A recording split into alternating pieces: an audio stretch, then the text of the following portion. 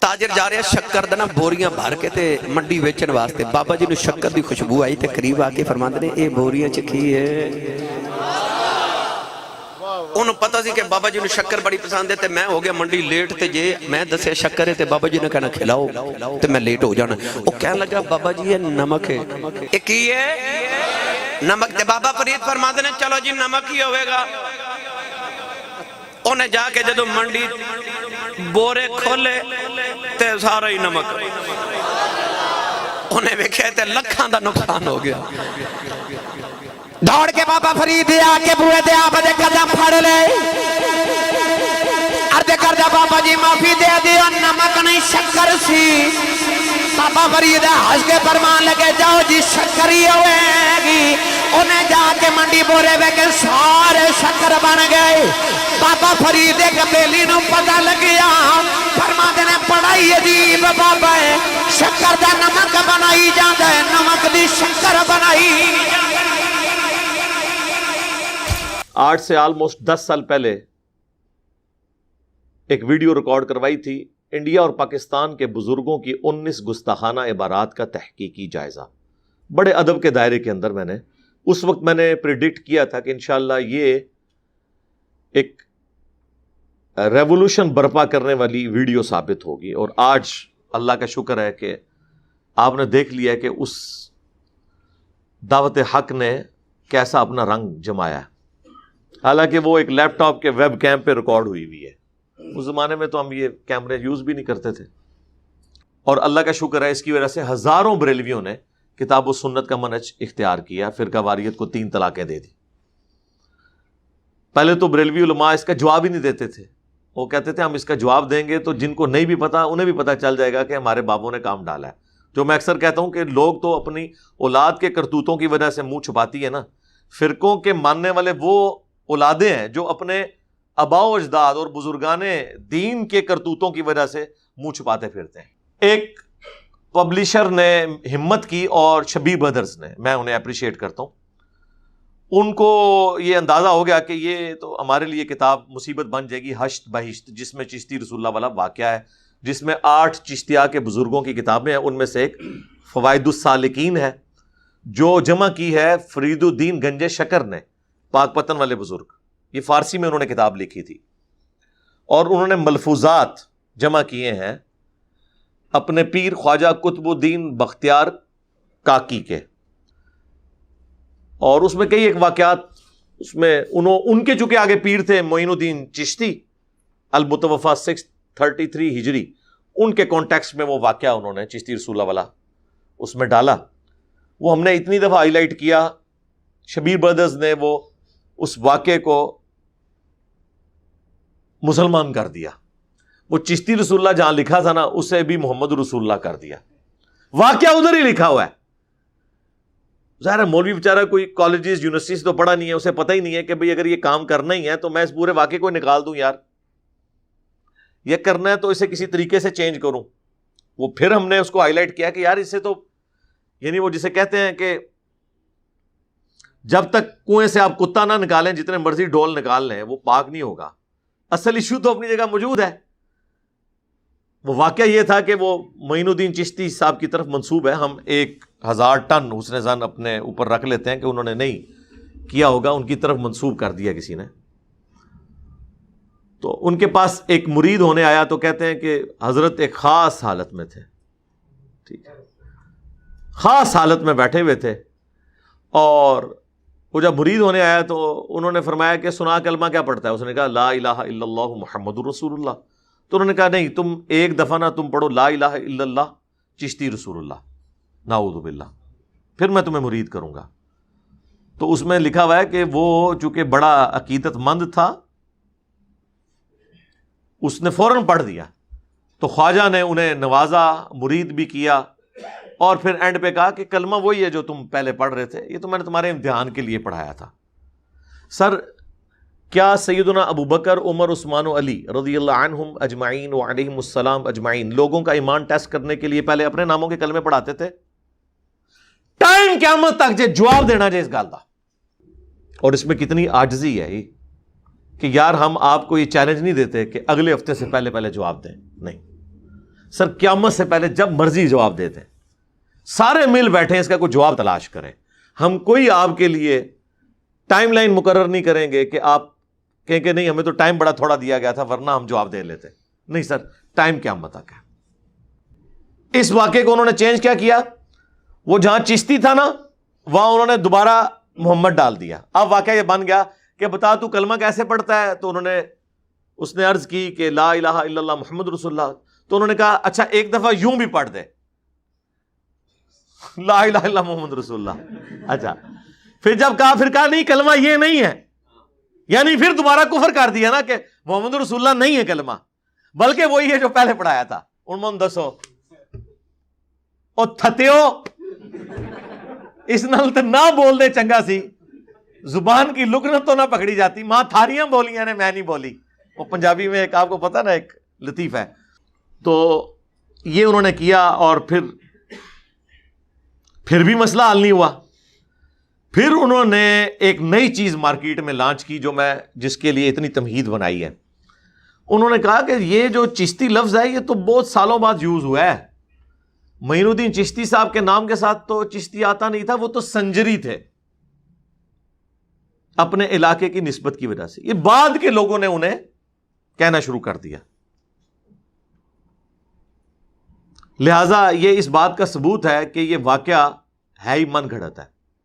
سرکار رکو ذرا, صبر کرو.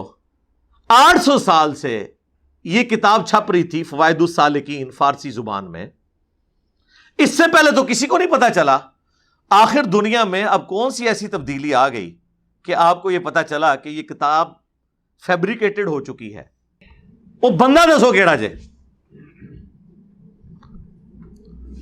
اور پھر اس بندے کو مان لو کہ تمہارے 800 سال کے بزرگ یہ خرافات, شرکیہ واقعات, کفریہ گستاخانہ واقعات چھاپتے رہے. سارے بزرگوں کا علم غیب بھی فارغ, انہیں کتاب میں یہ چیز نظر نہیں آئی جو دلوں کے حال جانتے تھے. اور سب سے بڑا بزرگ وہ کہ اتنے سارے بزرگوں کی غلطیوں کو اس نے ہائی لائٹ کیا. اسے مانو. اب پتا چلا نا بقول ان کے کہ یہ تو کسی نے ڈال دیا, لیکن یہ بھی انہوں نے کوشش کی پردہ ڈالنے کی, لیکن چور اپنی لنگوٹی چھوڑ جاتا ہے. جو ایک چھوٹا سا مولوی انہوں نے اس معاملے کے لیے لانچ کیا, اور ایسے کام یہ ہمیشہ چھوٹوں سے کرواتے ہیں تاکہ کل کو وہ پکڑا جائے. جو پیچھے بڑا ڈان ہے نا وہ یہ کہہ سکے یہ تو چھوٹا تھا نا, کبھی ہمارے سے واسطہ پڑا ہوتا تو پھر دیکھتے ہم کیا جواب دیتے ہیں. اس لیے ہم کہتے ہیں چھوٹوں سے بات نہیں ہوگی, بڑوں سے ہوگی, کیونکہ آپ کے پاس ہمیشہ بھاگنے کا بہانہ موجود ہوگا. اور پھر ساتھ انہوں نے یہ کہا دیکھیں جی اعلیٰ حضرت تو اس طرح کی باتوں کو کفر سمجھتے ہیں. اعلیٰ حضرت نے حسام الحرمین کے اندر اس کے ساتھ تمہید ایمان وہ کٹھی چھپی ہوئی ہیں, اس میں واضح لکھ دیا ہے کہ جو شخص بھی کہے کہ میں رسول ہوں یا اس قسم کا دعویٰ کرے تو اس کی غلطی کی تعویل بھی قبول نہیں کی جائے گی. وہ یہ بھی نہیں کہہ سکتا کہ رسول میں نے ڈکشنری کے معنوں میں لیا تھا کہ اس سے مراد میں میسنجر لے رہا ہوں یا ڈاکیا لے رہا ہوں. نہیں, وہ اصطلاحی معنی ہی تصور کیا جائے گا اور اس پہ کفر کا فتویٰ لگے گا. اچھا, اب یہ بات انہوں نے کہا فخریہ دیکھیں ہمارے اعلیٰ حضرت تو اس طرح کی تمام چیزوں کو کفر سمجھتے ہیں, لیکن وہ جنرل, اسپیسیفک نہیں, جنرل.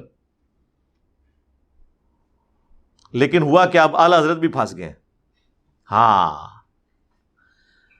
اعلیٰ حضرت اس طرح پھنس گئے ہیں کہ فتاوی رضویہ میں آلموسٹ 30 جلدوں کے اوپر وہ پرنٹ ہوئی ہے فتاوی رضویہ.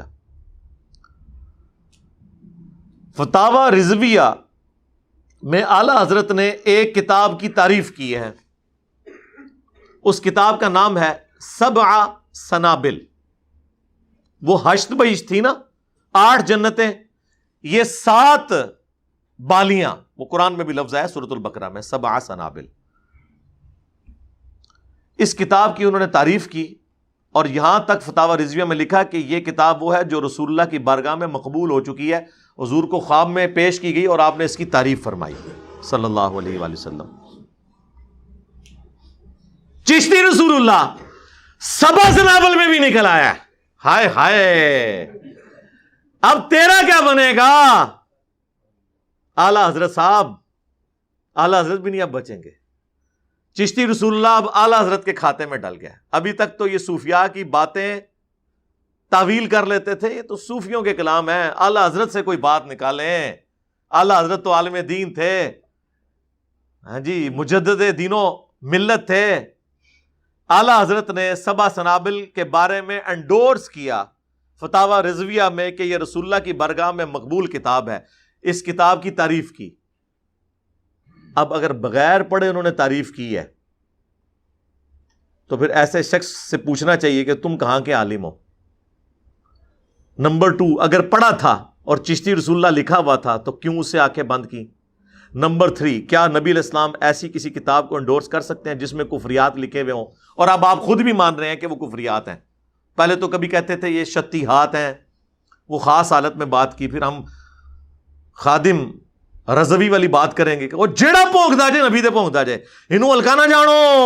ہاں, جیڑا خاص حالت وچ بولدا جے وہ نبی اتے ہی بولدا جے. پھر تو ہم یہ جواب دیں گے نا. خیر, اب اس سے بھی پیچھے ہٹ گئے اور اب یہ کہہ رہے نہیں ہے کفریات ہیں, بعد میں کسی نے ڈال دی ہیں. تو اب اعلیٰ حضرت کا کیا بنے گا؟ اور یہ فوائد السالکین جو ہے یہ فارسی میں لکھی گئی, سبع سنابل بھی فارسی میں لکھی گئی. سبع سنابل میں فوائد السالکین کا ہی ریفرنس ہے. وہ اوریجنل فارسی بکس بھی اپنی جگہ موجود ہیں. ہم ساروں کے امیجز انشاءاللہ ایک ایک کر کے اپنی ویڈیو میں لگائیں گے. کسی کا کوئی وہم, اور آج سے 100 سال پہلے کی پرنٹ ہوئے ہوئے, جب کاتبین لکھتے ہوتے تھے اپنے ہاتھوں کے ساتھ, اس زمانے کی وہ کتابیں, اور آج اردو میں بھی چھپی ہوئی ہیں, انہوں نے خود ہی پرنٹ کی ہوئی ہیں. آپ مجھے بتائیں, اعلیٰ حضرت تو اس کتاب کی تعریف کر رہے ہیں, لہذا چشتی رسول اللہ اعلیٰ حضرت کے کھاتے میں, اور اٹ مینس کہ پوری بریلویت کے کھاتے میں ڈل گیا. اب آپ فیصلہ کریں کہ اعلیٰ حضرت کا کیا بنے گا. کیا آپ کہیں گے وہ جاہل تھے, انہوں نے کتاب نہیں پڑھی؟ پھر ہم پوچھیں گے اگر کتاب نہیں پڑھی تو تعریف کیوں کی, اور یہ کہا کہ رسول اللہ کی بارگاہ میں مقبول ہے. نعوذ باللہ, نبی علیہ السلام کے اوپر جھوٹ باندھ دیا. بخاری مسلم کی حدیث, جس نے میری طرف جھوٹ منسوب کیا وہ اپنا مقام جہنم میں دیکھ لے. کوئی بھی نہیں بچے گا سرکار, کہاں تک بات جائے گی. آپ نے تو ہمیں بچپن سے سکھایا تھا کہ با خدا دیوانہ باش, با محمد ہوشیار. دیوانگی صرف اللہ کے لیے ہے, رسول اللہ کے لیے کسی نے دیوانگی دکھائی, انا حق کہہ دیا, انا الحق کسی نے, تو وہ کہتے ہیں کافر نہیں ہوتا. اللہ کے لیے دیوانگی. لیکن انا محمد کوئی کہہ دے یا انا رسول اللہ کہہ دے تو وہ کافر ہو جاتا ہے. اس وقت تو آپ ہمیں یہ سکھایا کرتے تھے. دوسری بات, ان بزرگوں کو پھر آپ پاگل ڈکلیئر کریں نا. مجذوب کا لفظ کیوں ڈیوائز کیا ہے؟ صحیح بخاری میں تعلیقاً ایک حدیث کے اوپر چیپٹر کی ہیڈنگ میں امام بخاری لے کے ہیں, اور پوری سند سنن ابن ماجہ میں ہے کہ 3 لوگوں سے شریعت نے اپنا قلم اٹھا لیا ہے. نمبر 1 مجنون, جو پاگل ہے جب تک کہ اس کی عقل درست نہ ہو جائے. نمبر 2 سویا ہوا شخص جب تک کہ وہ جاگ نہ جائے. اور نمبر 3 نابالغ بچہ جب تک کہ وہ بالغ اور ہوش میں نہ آ جائے. یہ مولا علی کا قول امام بخاری لے کے آئے ہیں. جب حضرت عمر نے ایک پاگل شخص کے اوپر حد جاری کر دی تھی تو حضرت علی نے انہیں اس کام سے روکا اور وہ پیچھے ہٹ گئے. اور نبی الاسلام سے مرفوعاً سنن ابن ماجہ میں حدیث موجود ہے. تو ڈکلیئر کریں. کبھی کہتے ہیں مجذوب, کبھی کہتے ہیں قلندر, کبھی کہتے ہیں وہ ہوش میں نہیں, کبھی کہتے ہیں شتیہات. شتیہات کا پنجابی میں ترجمہ ہو سکتا ہے بونگیاں. اول فول کوئی بولنا شروع کر دے جسے اپنی ہوش نہ ہو. سرکار اس میں آپ دیکھیں ہوش تو اسے ہے, تو تبھی تو اس نے پوچھا تو کلمہ کیا پڑھتا ہے. پھر اس نے یہ بھی بتا دیا کہ میں یہ پڑھتا ہوں, تو پھر اس نے کہا نہیں اب یہ نہیں تو یہ پڑھ. پھر مرید بھی کیا. اچھا یہ ٹن حالت میں مرید کرتے تھے. اس کے بعد پھر یہ بھی بتایا کہ وہ کلمہ وہی ہے جو بندہ ٹن ہو, جس کی ہوش نہ ہو, اس قسم کی باتیں کر سکتا ہے. مجھے بتائیں, ہوش میں تھے وہ.